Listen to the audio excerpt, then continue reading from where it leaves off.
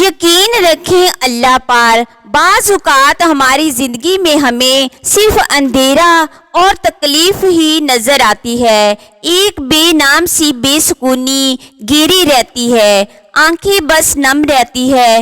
یاد رکھیے آپ تھک چکے ہیں پر آپ کا رب نہیں تھکتا ہے، آپ کچھ نہیں کر سکتے ہیں پر آپ کا رب سب کچھ کر سکتا ہے۔ یہ جو اندھیرا ہے نا، وہ رب اس کو روشنی بنانے پر قادر ہے۔ ہر تکلیف رحمت کا مرہم لے کر آتی ہے، ہر اندھیرا روشنی لے کر آتا ہے، ہر مشکل آسانی لاتی ہے۔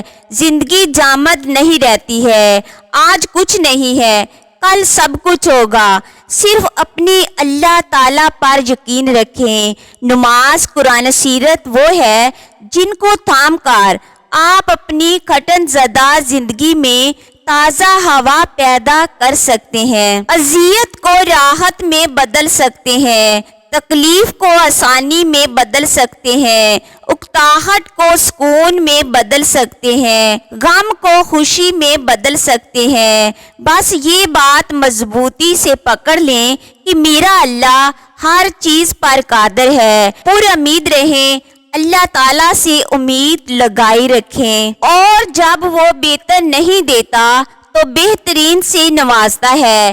کبھی کبھی انسان کا دل کسی چیز کے لیے بہت تڑپتا ہے، اتنا کہ اس کے لیے صبر کرنا بھی مشکل ہو جاتا ہے۔ انسان ہر روز اس چیز کو حاصل کرنے کے لیے ہر اس لمحے دعا کرنے کی کوشش کرتا ہے جو لمحہ دعا کے لیے افضل ہے، اور اس کی آنکھیں اپنی مانگی گئی دعا کے لیے قبول ہونے کے انتظار میں ہر روز ادھر ادھر تکتی رہتی ہے، اور یہ تو بھول ہی جاتی ہے کہ اللہ تعالیٰ نے ہر چیز کو عطا کرنے کا ایک مخصوص اور بہترین وقت مقرر کر رکھا ہے۔ ہمیشہ یاد رکھنا چاہیے کہ اگر ہمیں کسی چیز کو حاصل کرنے کی اتنی چاہت ہے تو اس چاہت کرنے والے دل کا مالک کون ہے؟ یہ چاہت بھی تو اسی رب تعالیٰ نے دل میں ڈالی ہے تاکہ تم اس کے لیے دعا کر سکو، اور وہ تمہاری خواہش کو بہترین کر کے تمہیں عطا کر سکے۔ اور وہ تو خواہش ہی دل میں تب ڈالتا ہے جب وہ تمہارے نصیب میں لکھ دیتا ہے۔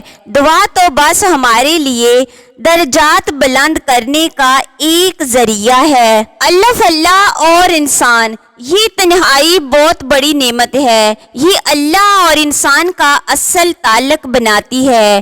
دنیا داروں کے لیے عذاب ہے، مگر جو اپنی روحوں اور دلوں میں جانتے ہیں وہاں انہیں اپنا سچا دوست اپنا رب تعالیٰ ملتا ہے۔ وہ اس سے سرگوشیوں میں باتیں کرتے ہیں اور وہ انہیں جواب بھی دیتا ہے۔